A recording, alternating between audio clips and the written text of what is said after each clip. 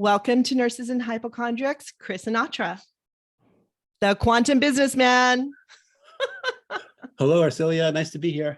Cool. Well, thanks for being on the show. I'm really excited about the show because like we were talking about, I had Cynthia Sue Larson on, and you're kind of like her, but a little bit different, correct? Yes. Yeah, definitely. We're definitely on the same path, but we have, we're a little bit different, which is good because it gives variety. Correct. So tell us about yourself, Chris. How did you come up with the quantum businessman? I mean, there's so much that I am excited to talk about because one of my favorite subjects is time travel. So, Okay. Well, basically for me, I began to wake up in this dream. I'll call it wake up in this dream, probably towards middle to the end of the year 2016. And that's what I think we're doing right now. Like, you're dreaming me and I'm dreaming you, and our future audience is dreaming both of us together. But basically, what happened was there was a series of events that happened in my life that I couldn't make sense of.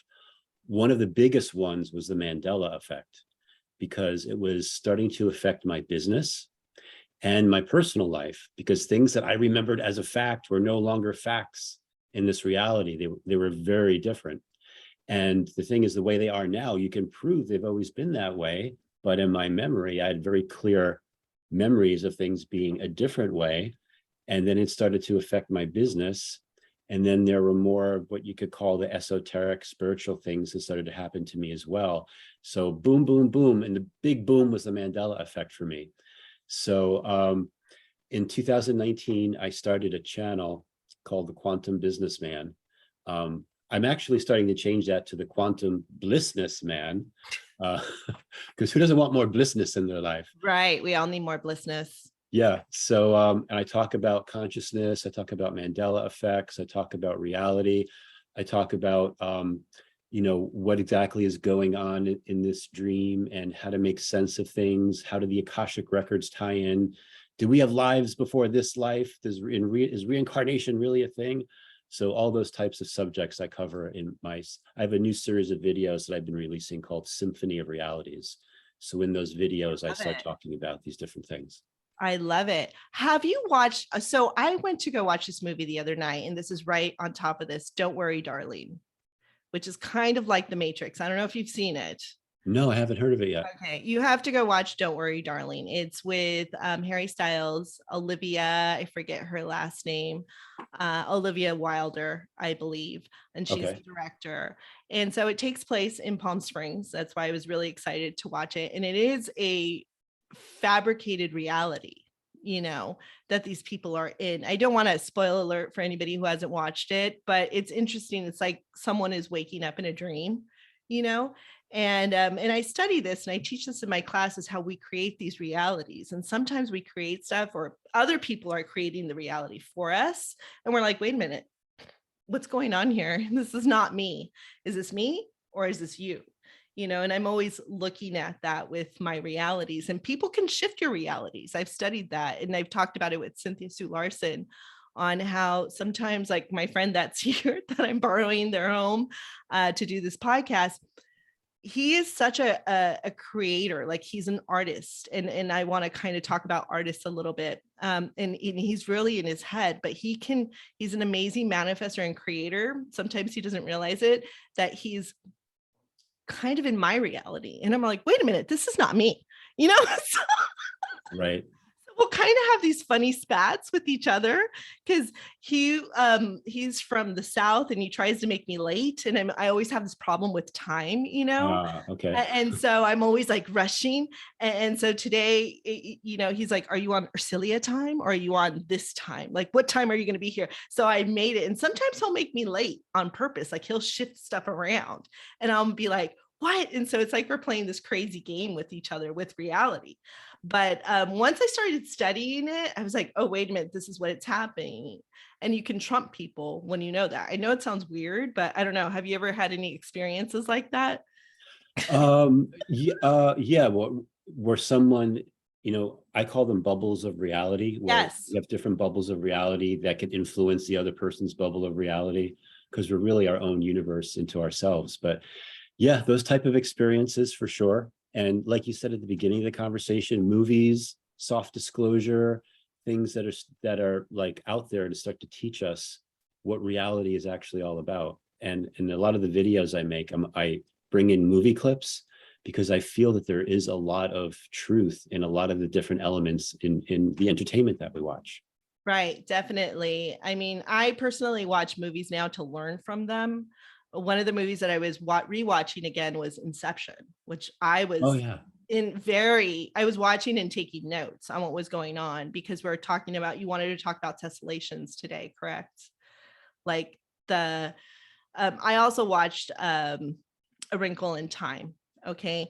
And Right. so the way that they move through time, or time travel, because if you believe there's time, or the way they time travel, it's called a tessellation. Tessellation. Yeah. You're a tesseract. Tesseract. Yes. Yes. Tesseract, tessellation. Artists like I was studying this artist, MC Esker.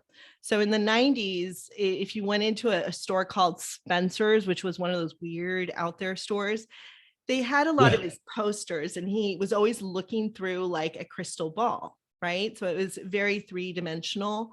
And so I was like, it came to me in a download. Now explain the download as we go. And I really started looking at his art lately, and who he studies from. And he actually was studying this other guy named Piranesi, who would create prisons, right? And so in these prisons, it's like you're moving through time and you're getting stuck into the subconscious, which is really weird. And a lot of these artists who do art, which is called tessellation, in little cubic squares, that's kind of like a time travel thing. You look at it and it takes you somewhere else in your consciousness, which is really interesting and bizarre, because these artists and creators, they got it. Exactly. And that even goes to like concepts like a crop circle. A lot of people might be like, oh, that's an interesting design, but you actually get a download from it. It could activate parts of you that you're not even aware of when you look at that, when you see that imagery. So art is so important, especially when the concept of light language and activations are put into the art. And sometimes the artists themselves don't even like have a conscious understanding of what they're doing, but on a higher level they do. So when people look at art and they're like, oh wow, I don't know why, but I really love that piece of art. Right. It's doing more than you actually realize, I believe. I agree. I totally agree. Let's go back to the Mandela effects. Can you go ahead and explain that, and some of the Mandela effects that you had that affected your business and that shifted you? I mean, and I'll tell you one that is still perplexing me to this day. So Okay. Well, basically the Mandela effect, named after Nelson Mandela, because a lot of people thought he had died in the 80s, and it turns out he was alive till at least 2010. Is something where you have a clear memory of something, clear in your mind, but it's never been the case. And it spans everything from like the Disney Snow White film, where she goes, the witch looks in the mirror and she goes, mirror, blank, mirror blank. on the wall. Yeah. And now it's magic mirror on the wall. I was telling a friend about that, and she's like, no, it's mirror, mirror. And I'm like, no, it's magic mirror. And I pulled it up and she was like, what? Like, exactly. And it's always been that way. So the global narrative, or, the world of science and those that are trying to explain it will say that you just misremembered. You just confabulated. But but the thing is, to me, it's like you have to trust your own memory. Like, right. And if it's just you confabulating or misremembering, that's one thing. But when it's 100 million other people having the same exact memory, there's something going on here. Right. So, yeah. So the Mandela effect, it spans pop culture, geography, art. Like, I'll give you an example of an art one. There's a famous painting called American Gothic. And in that painting, there's like the farmer with his pitchfork. Yes. He's looking straight ahead. Do you remember who's standing next to him? It's the wife, right? An older woman. Yeah, not anymore. It's a younger woman. It's the farmer and his daughter. Yeah. So the daughter's probably like 30. She's got blonde hair and blue eyes, and she's not looking Wow. ahead like her mother. She's kind of looking off to the left. And so when people see that, they're like, what? The artist's name was Grant Wood.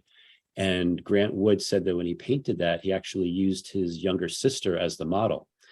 So a lot of people have the memory of the old lady with the bonnet, Yeah. but it's never been the case. So it spans all these different parts of the things we would observe in the dream, so to speak. And, you know, I go to another level because some people get like a big dopamine rush when they tell me the latest Mandela effect, you know. Yeah. But I like to read into them because I think everything is synchronistic, and I think there's meanings behind all of them. So I try I to take them agree. to the next level. Yeah.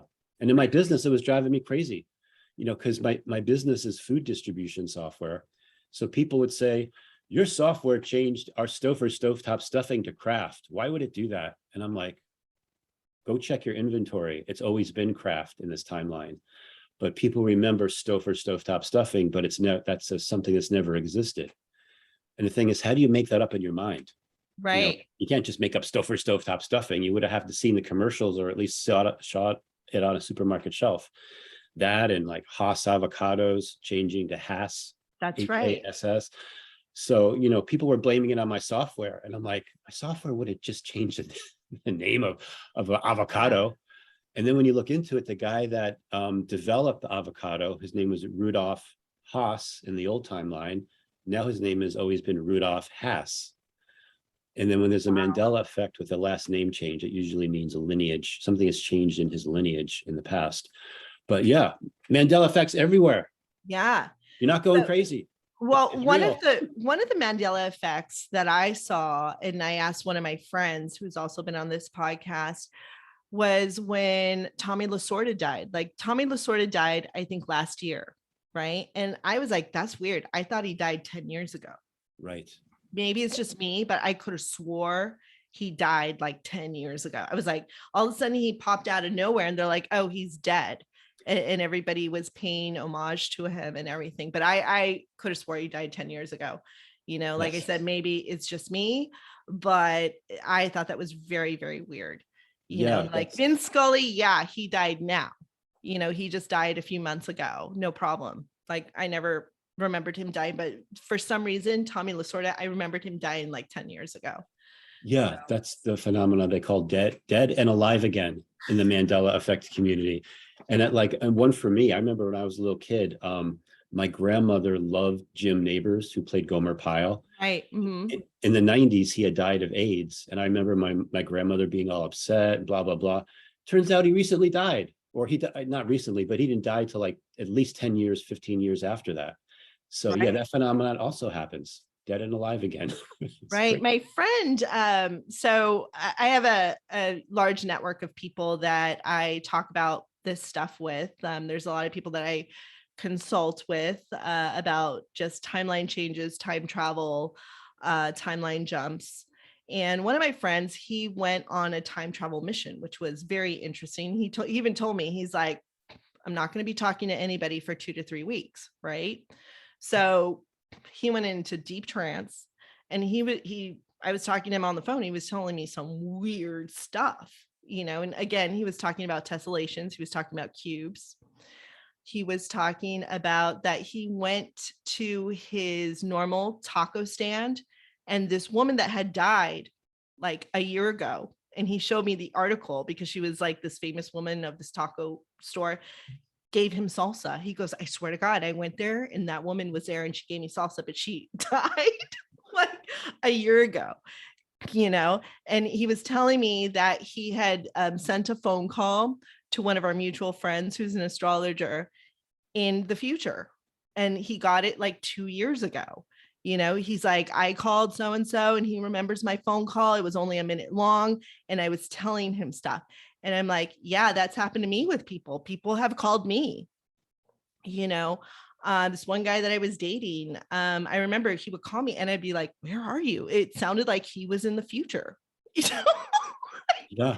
And he would tell me that, you know, he would tell me that, hey, I've seen what you're going to become in the future. I've been in the future. I'm in the future, creating the future. But I think when you do that, you can get stuck in the future. Yeah, and it depends on how you time travel too, because I believe that there's like a natural way you can do it. And there's also the government military project ways that people Right. time travel as well. So there's different types and styles. And when you understand that what linear time is, and that everything is, like, we were just kind of seeing everything one frame at a second going forward, but everything everywhere all at once is happening now, even our Yes. past lives. So yeah, it's a very deep subject about the whole concept of time and traveling through it.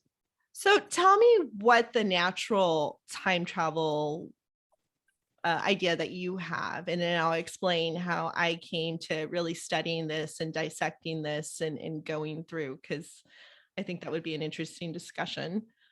Yeah, so I mean, it is an interesting discussion, and part of it too has to be the concept of being taken out of time.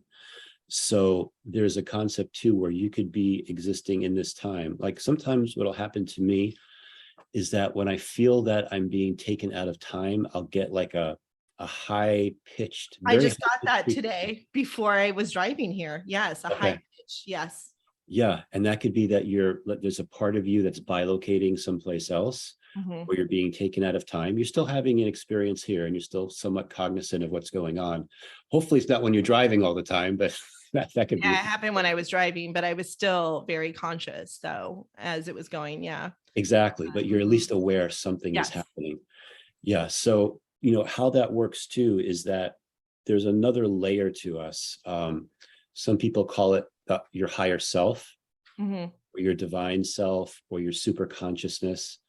And that part of you has the ability to do things and dream different dreams and move realities. And sometimes too, when people go into a trance-like state, sometimes drugs could be involved.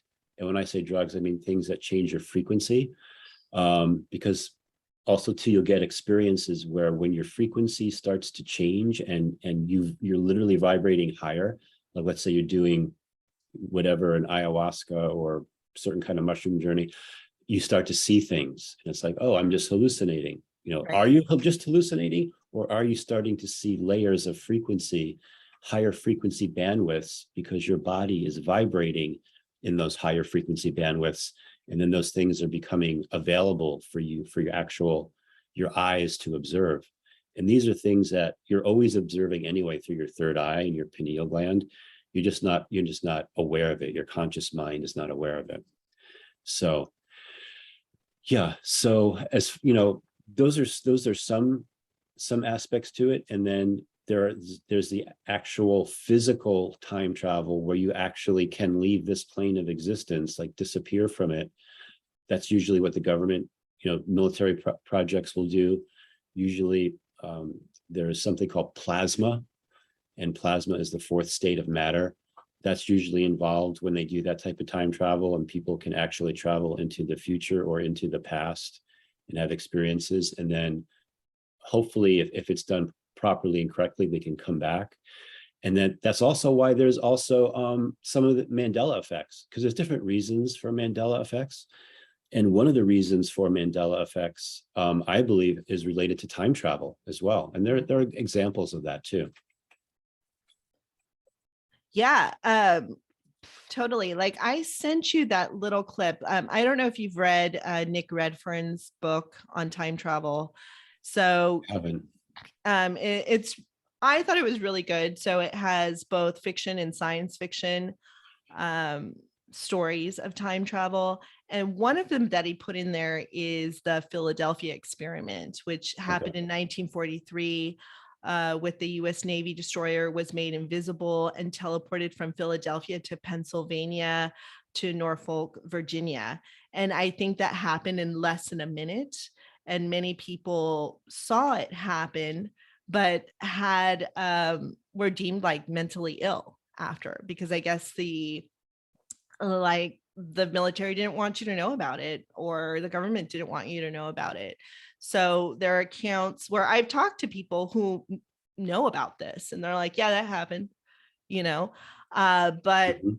we don't know for sure. Did it happen? Did it not happen? I mean, it was just a fraction of a second that this all happened in. Yeah. So when you hear stories like that, I believe there's a lot of truth to it. And from what I know about the Philadelphia experiment too, is that they were using technology that Tesla had been working on. And I believe that Tesla was either he wasn't aware of it, it was maybe possibly after he passed, or he was very against what they were trying to do as far as that happens. And that some people actually got their bodies got fused into the fuselage of the ship. And that's another big danger. When you create a portal through time, you have to know what you're doing, because you Right. can't materialize in another area. You can materialize into another body, you can materialize into a building. There's all kinds of crazy stuff that could happen. So that's why it's the Philadelphia experiment that went wrong. Not all experiments work out. Right, right. Yeah, it's totally interesting. So my experience with time travel and how I got very interested in this is that I started doing shamanic journeys, and I've done them with a few friends. And I bought this, I call it my magic carpet. I bought it back in 2004 in Cusco, Peru. And I bought it from these indigenous women, and they had made it with their hands, and it's made out of various different kinds of wool. And I didn't know what to do with it. I just had this sense that I needed to buy it, and I couldn't put it anywhere. And I just put it in a box, and it stayed in a box for many years. And in 2019, I had to do this journey with this guy because I kept hearing things in my head. Like I was having these telepathic conversations with his son and with himself. And so I started to do these shamanic journeys with him. And I had studied this for many years. I've read many books, I've had several mentors. Like I said, I've been in nursing for 25 years, and I've seen pretty spectacular things happen. So we started to do, I did this journey with him. And when you're doing a shamanic journey, it's like you are traveling back in time with this person. So the whole premise is that there is a soul loss. So you're journeying to that space and time to grab that soul loss and to resolve whatever happened with that person. So this happened, and then I would date this guy and come back to, we would be on and off again depending on what timeline we were on. It was really interesting. And one day we were dating. This was in 2020 at the end. And he said, I hadn't seen him in 3 days, I hadn't heard from him, and he sends me this portrait of this voluptuous naked woman. And I was like, why are you sending me a painting of a naked woman? And he had just painted this. And this was at 7 o'clock at night. And he's like, don't call my painting fat, And then I was like, well, I'm writing you a letter and I'm just going to mail it to you. And that's when I'll speak to you, whatever. And all of a sudden at 11 o'clock at night, I go into my bedroom and I have a mirror, and I took off all my clothes and I took up the same pose as the woman. And I looked and I was like, oh my God, that's me. Because he had captured my curves. So I got back to him. I was like, I know who that woman is. He's like, who is it? I go, that's me. I go, how did you do that? I mean, he had to have painted that painting at another time. He didn't just paint it at 7 o'clock and send it at 7 o'clock, but I took the pose at 11 o'clock, So I was like, Yeah. how did you do that? And he's like, well, I astral traveled. I was like, what? And he just was like, kind of freaked out that I was on to him, or he just didn't know what was going on. I mean, he had a tendency to dissociate, and which was really weird. And then I started to really investigate this, and follow this. And so it was interesting. The way he painted me was by looking through my eyes. So it's how I saw myself, not how a painter or an artist would see me, so that was weird in itself. And then I found out it's called the Cupid effect, how there's this whole art movement that people will, a painter will paint someone through a mirror. And then there's a whole movement in Quebec of artists in the 1970s, and they were kind of banned by the government, where they were doing this. They were looking in mirrors and kind of going into different dimensions and painting stuff. As you're saying that, the first thing that popped into my head was something called mirror technology. And there is a way that beings, they can actually travel through mirrors. So it's very rare, it's very advanced, but there is something to what you're saying. Absolutely. Right. Yeah. Well, I know there is something. I'm not crazy. I mean, yeah, this happened, and I have proof of it. I have the text messages. I have the painting. I mean, this guy is selling the painting online, and that is me. Those are my curves, and and I've talked to several artists about it. And there's, we came up with several different theories and stuff. And this guy would always tell me, he's like, yeah, I've been in the future and I've seen what you've become, what you're going to become. And I was like, what? I was like, why are you looking into my future? Who are you? I go, that's very invasive into my own privacy, into my own being, and one of the weird things is he had sent me some of his writing, right? And I call it a manifesto. And I've read it like 3 times now, because I have a draw to go back to it and I'll read it. And every time it's like a Mandela effect. I read something new. Like that wasn't there before. Yeah. And it's a reference to a movie, and I'll go watch that movie and it gives me like a clue to something. And I'm just like, this is Matt. I was just like, what game are we playing? And I mean, I'm onto it now, where I'm like, all right. And I see it in other things, and I can decipher things, but it really shows that we are living in a simulated reality for sure. Absolutely. Absolutely. And it's really awesome that, most people would dismiss that the whole thing about the painting is, oh, that's just coincidence, right? There are no coincidences. Yeah, exactly. You saw that and you held on to that. That was very synchronistic, and there's much more going on than a coincidence. And then that whole concept about understanding more as you kept reading that manifesto and then looking at the movies and so forth, as you increase your frequency, there'll actually be things that come out to you to oh, I should watch that movie. Yes. Or even with my videos, people will write to me all the time. Sometimes I'll watch them 3 or 4 times, and every time they pick out I don't remember you ever saying that, or I don't remember you ever saying that. So it's the whole thing. We keep changing and evolving, and as we're ready for different information, we're ready to absorb it. Right. And I also think, because I was telling you about the story of before 2020 happened, before the pandemic happened, that I started to see these timelines collapsing on top of themselves. And I started to see Voltaire and his Voltaire, Francis Bacon, Emily, I think her last name was Bertrand. I'm not exactly, I don't even remember, because I get these consciousnesses in. And so Voltaire and this woman named Emily were lovers, right? And so they used to all hang out at this chateau in France, at this turn of the century, which was it was right before the scientific evolution, right? And so all these great thinkers would go to this chateau and talk about math in the world and all of this. And I kept seeing this over and over again. So I would consult my metaphysician friends. I even consulted Dr. Beitman, who's a psychiatrist who's been on this show. I was like, I keep seeing these timelines, and he's like, oh yeah, they're reaching out to you. He's like, they're trying to communicate to you. So I wrote a blog about Emily and I was like, this is such an amazing woman who never was,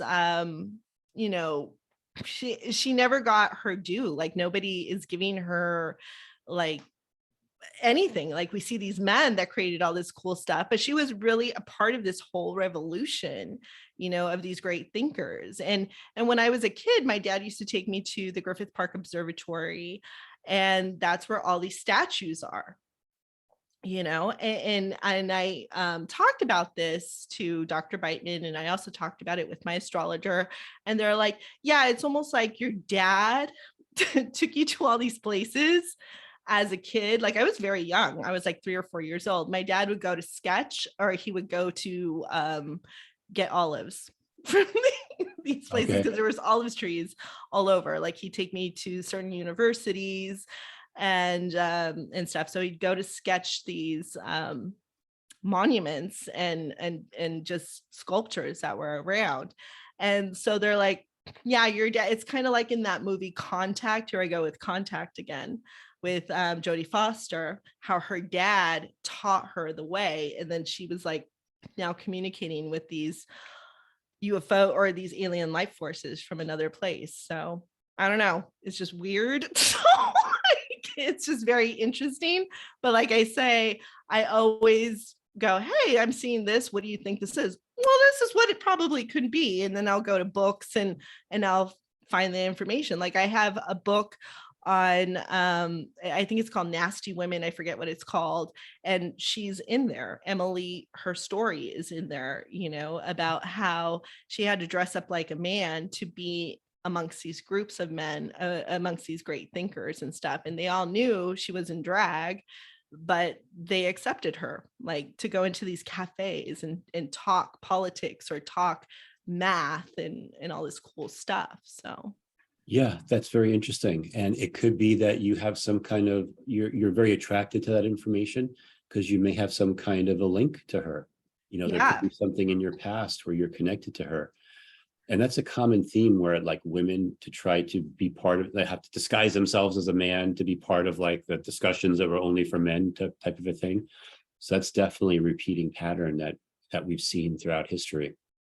yeah, it's interesting. She also was doing a lot of pamphlets on sex and for women to live their lives freely. And that's kind of what I do with one of my blogs, Notoriously Single Girl, which was very, very interesting. And I was like, this is a very interesting correlation that's coming through. But I found it very fascinating, but so many very cool things. So let's talk a little bit about the Akashic records. If you, because you study the Akashic records, I used to write, I used to open them up and do writing, but anything that came through, I wrote a lot of fiction through the Akashics. And then I would be like, I don't know what this is. So Yeah. I don't know how to explain it. And now I do. Now I look at that stuff that I wrote like 10 years ago and I'm like, oh, this makes sense now. You know, I get it. So talk about how you got interested in going into the Akashics.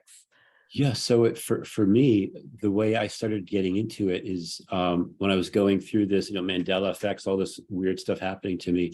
I would close my eyes, I go like this, and I'd see these 10-second movie clips play in my head, like in full color. I couldn't hear what was going on, but I saw the scene. And I felt completely normal. I'm like, this is really interesting. You know, I didn't want to watch Netflix anymore. I just wanted to see what movies are going to play. Right. And then I started asking my friends, you know, what do you ever close your eyes and see visions? And they were like, what are you talking about? And finally, one friend said, oh, it looks like you're getting access to your Akashic records. And I was like, Akashic what?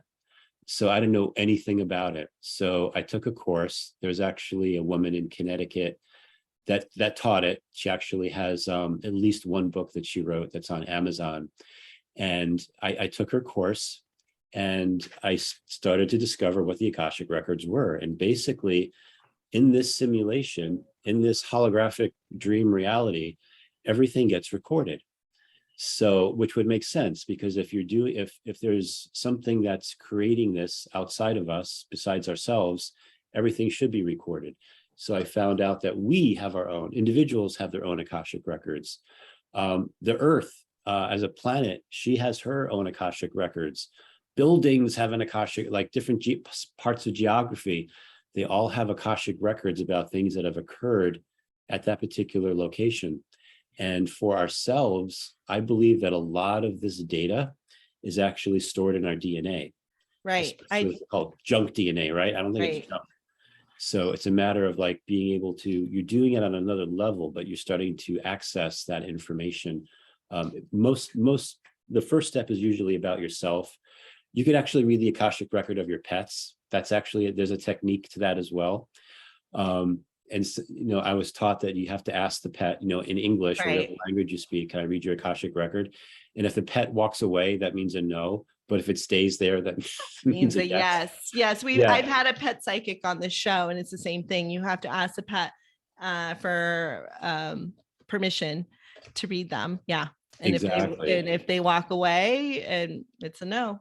Isn't that okay? So Yeah. that's great. Yeah, there's a confirmation with that. So that's Yeah. excellent. Yeah. Yeah, totally true. But yeah, so going into that, that's Tartaria too, because I heard one of your shows where you were talking about people from Tartaria, like the Orphan Trains that were coming in, had some type of DNA or connection to Tartaria because they were the people who came in and recreated the world kind of as we know it, correct? Yeah. So the first thing is to understand like what's Tartaria? Yeah, Who are what is Tartarians? Tartaria? And it's funny, the only thing the global narrative left of Tartaria is tartar sauce, literally, Probably. because they tried to completely erase it from history, especially after World War II. But basically, the concept is that Tartaria was part of Atlantis. So after the final cataclysm of Atlantis, there are different offshoots. One became ancient Egypt, one became the Mayans, one became the civilization we know as where Göbekli Tepe is in Turkey. Mm-hmm. The Tartarians were another offshoot from Atlantis. They had advanced technology, free energy, all these advancements that they had. They had IQ generators, so that people like in different parts of the world, they'd set up these IQ generators that would make people smarter. We need more of that lately, I think. Yes. But so basically, in the future, so when I talk about Tartaria, it's a civilization that's been wiped out. You can find old world maps that still show like where Tartaria is on it. One of the big areas they had domination in was Siberia. But they really were over most parts of the world. They even were in North America as well. A lot of people don't realize that. So what happened was in the future, this has to do with time travel. I say, and I've heard this before, the wars of the future are fought in the past. Yes. So basically there's something happening to Tartarians in the future. And so to counter move that, they began time traveling parts of their civilization back into this time period, more specifically in the 1800s. And it had to do with everything from these really interesting world fairs where all of these people started coming in that were all dressed in a certain way that just didn't make any sense, to the orphan trains, all of these like kids and they said that these kids spoke another language and they all could talk to each other, but people, couldn't understand it. So they're like, oh, they're from Europe, but literally they were supposed to be from New York City or something like that. And they put them on these orphan trains. And then there's another wave of these Tartarian time travelers, the way I read it, that came in through these infant incubator shows that became really popular, like in Coney Island in the early 1900s. So a lot of people, when they look at that part of history, they're like, oh, infant incubator shows where people would pay $0.25 to see babies in incubators. Like, that's strange, but I guess that makes sense. But I think there's a lot more going on other levels that was related to physical time travel, because now all of their DNA is on this timeline. There's a lot of people that, they had children who've had children who've had children. So there's a lot of times when people hear Tartaria, it starts to rattle something. Like they may not understand it, but they may be drawn to hear more. And it could be that literally in your DNA, you could have a part of you could have Tartarian DNA within you. I know that's kind of a crazy far out subject, but it also lends weight to why more and more people, as soon as they start to hear about it, it just starts to rattle something where they want to learn more about it. And there's a lot of information that's coming out about it. I think I have Tartarian DNA in me. I mean, I look at my parents. My mom has a 2nd grade education. My dad has an 8th grade education. These people are super smart. Super smart. I mean, with what they've created, they're amazing creators and manifestors, Exactly. And it's just pretty amazing. You look at that, and I look at other immigrants, because you could say, oh, it's just the immigrant way. No, my parents are not like their friends. They're very different. And even people in my family, because I even look at one of my cousins who I have a very close connection with. He is super duper smart. I mean, and he's only 29 years old, and things that he's been able to create and manifest and do is phenomenal, you know. And I go, there's something there, you know, because you just look at these people who are amazing creators, you know, and they are very different than the average bear, so to say. I also do think that these orphan trains happen again with the kids, the migrant children shelters. I mean, I worked at one. I think I wrote to you about that in the podcast, in my email. I worked at one in Pomona, California for about a week or so. And these kids that were coming in were super smart, smarter than the average. And as a pediatric nurse practitioner, I've seen hundreds of thousands of children, but these kids, I mean, even as young as 4 and as young as 2, they knew where they were going. They knew who they were. They knew where they were coming from. They had this whole story. They were way smarter than the average kid to make this journey, you know, which was pretty intense and interesting at the same time. Yeah, I have the to take crystal. yeah, yeah. The I'm gonna crystal take children, the yes, rainbow the children. right, Yeah. right. Yeah, they Yeah. actually, yeah. Well, we're all time travelers, but yeah, they definitely are more aware. Like you're saying, they're more intelligent. Imagine what they're going to be when they grow up. That's the other thing. Right. Yeah, as they are as a child, as a toddler, imagine how life progresses. They're not going to believe all the same BS that we're taught in the world. You know, they're gonna be able to think for themselves and navigate through things themselves rather than what adults will tell them what to do. So I think that's great. And it's awesome you're observing that. Yeah, totally cool. Okay, yeah, I think that's all super interesting. I study this stuff intently. I'm glad that you do as well. Is there anything you want to add? I mean, this has been a super fun discussion and stuff. I mean, I get downloads all the time. One of the major downloads that opened up everything to me was also in 2020. I call it the Galileo download. My dad channels Galileo. So that's awesome.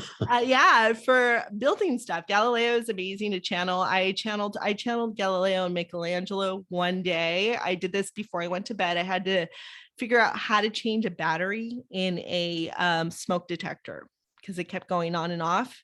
And it was driving me crazy, and it was up high, and I didn't have a high enough ladder, and I didn't want to call a tall ex-boyfriend, right? So I sat there before I went to bed, and I just was like, Galileo, tell me how to do this, you know?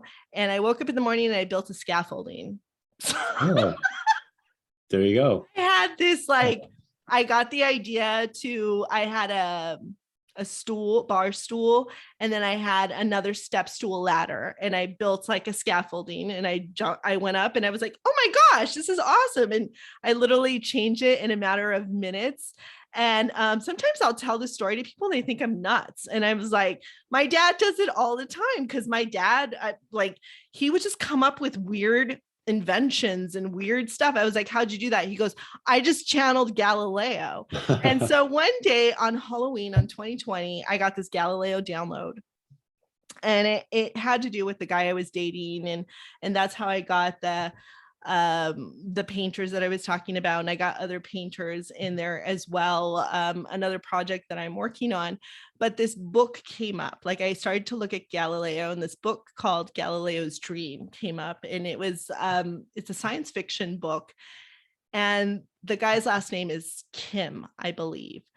And it's literally 500 pages. So I bought the book. It came from a library in South Carolina, which was weird. So and in a day or two, I hear this thump on my door, and here's this book. And I start reading this book, and I go into trance when I'm reading this book. But Galileo, he did time travel. He would look at this little glass, and then he would have these convulsions where he would go into the future and meet up with these intergalactic people on his moons that he founded, and they were fighting this war, kind of like the same thing. It sounds like a Tartaria thing, but it was very interesting because you wonder, these great thinkers of the past like Michelangelo, Galileo, Da Vinci. yeah, how did they come up with all their stuff? And they didn't just do one thing. Yeah, exactly. It did a lot. They even say like Da Vinci invented the contact lens. So a lot of people, that's a Mandela effect, but there's like, he was studying concave glass and he had this whole thing where you could put a lens in your eye and actually be able to see things more clearly. So yeah, how did he come up with that? Yeah. I thought he was just busy painting the Mona Lisa. Right. By the way, there's like 4 Mona Lisas now in this reality. I don't know if you know that. That's Oh my another God, I've thing. heard something like that. Yeah. Yeah, there's the Prado Mona Lisa, the nude Mona Lisa, the regular Mona Lisa. I forget what the third Mona Lisa is, but there's literally like 4 Mona Lisas painted by Da Vinci, like known to be painted by Da Vinci. So yeah, how did he know? How did he do all this? How did he know all that? And yeah, it's so fascinating for sure. Yeah. And you were saying something about the coccyx bone, how the coccyx bone has like 8 holes in it, right? Yeah. Yeah. So for some people, that's so some people that are into the Mandela effect, like they're always looking at the anatomy of the body. Right. Because when the heart changed from the left to the center, that was like, whoa. And then the kidneys changed from the lower back to now they're More upper. more upper behind the rib cage, partially closer to the heart. That got people thinking. And then there's been all these other minor things that people don't remember. And one of the more recent ones is the coccyx bone, which is, at the base of your spine. And now it has 8 holes in it, 4 on one side and 4 on the other. And, one of the things I like to do is read into it, like, what could that possibly mean? And I believe that's connected to the tesseract thing that we were talking about. And if anyone doesn't know what a tesseract is, well, you got clues about it in the Wrinkle of Time movie, right? Maybe you want to explain that so people understand, like, how time describes it. I just watched the movie like about a week ago, and then I read the book. So I just finished reading the book yesterday. So it's fresh. The book, so the book explains it a lot more, and it talks about it. In the book, it actually talks about time travel and NASA. So there has to be, I think, some, truth to it. So they just travel through time, and it's called a tesseract. It's kind of like this tear in time where they can go through. That's what I'm still trying to me. Sometimes I have to read it several times to understand it, or sometimes I understand it and then it goes away. So it's kind of like a very fast thing. So that's just what I understand of it. Okay. So do you think the holes enable people to travel through time? Is that what it is? Well, it's definitely has to do with human evolution, just like the center of the heart now, like the heart is pumping blood more evenly through us. And, the heart is like the biggest, with the aorta, it actually vibrates our body. Actually, is our frequency is the pumping of the heart. So with the 8 holes, there's 4 on each side in the coccyx bone. When I was reading into that, I'm finding it was related to the tesseract. And then if you look into Tesseract 2, you'll find that it's a geometric shape. It's a cube within a cube. It's a cube within a cube. That's right. And it's very advanced, but I believe it also has to do with our vision and how we see reality. So a square or like a flat screen. So I'm imagining now we see our reality like a flat screen TV in front of us. It's got the 4 points of the rectangle. Yes. Well, in a cube, there's 8 points. And when you can get cube vision or surround vision, it starts to change how you view reality. So I believe that this is another step in human evolution, and that when these 8 holes or 8 spheres or 8 bodies, or however you want to look at it, become activated for us, we're going to actually begin to see reality in a way that was hidden from us. And it has to do with how we see things, has to do with colors. Colors are frequency. We're getting so much light coming in from the sun, all these coronal mass ejections and solar eruptions and the Schumann resonance vibrating the planet. And there's all of these new vibrations that are forcing humans into this. Some of us are short circuiting. Like there's chaos Yes. in the world. They can't handle Yes. it. They can't And handle then it. exactly, then others are so I know some people are getting high off of all this energy coming in. Yes. They're just singing and dancing. And I'm like, whoa, okay. But yeah, so the bottom line is I believe that the planet is changing. And as the planet changes, we as humans, we're her children, we are changing as well. And it's going to start unfolding for us. We're going to have a new vision, literally, of what reality is that's always been Yeah. hidden from us. Yeah. I found my notes and going back to MC Esker. So he also did tessellation. So it's tiling. And we see this in mosaic tiles, and going back to like Moorish tiles, like the Moors had it, you know. Yes. I've been to not Morocco, but I've been to Spain. I can't even think where I was. Oh, anyway, Mallorca. So I went to Mallorca, Spain, and there's a lot of these Moorish tiles, because the Moors had invaded and stuff. And there's something to it. And usually they're in religious places where you go to just kind of disconnect and go into an alternate reality. Yeah. And so it was interesting when I was studying this. I went to the museum here in Palm Springs and I go, I bet you $20. And I hadn't been there in a while that I remembered. I went to the second floor and it's full of tessellations. It's full of little cube art all over the walls. I was like, wow, this is pretty wild, and they have this huge cube like structure that lights up. I'll send you a picture of it.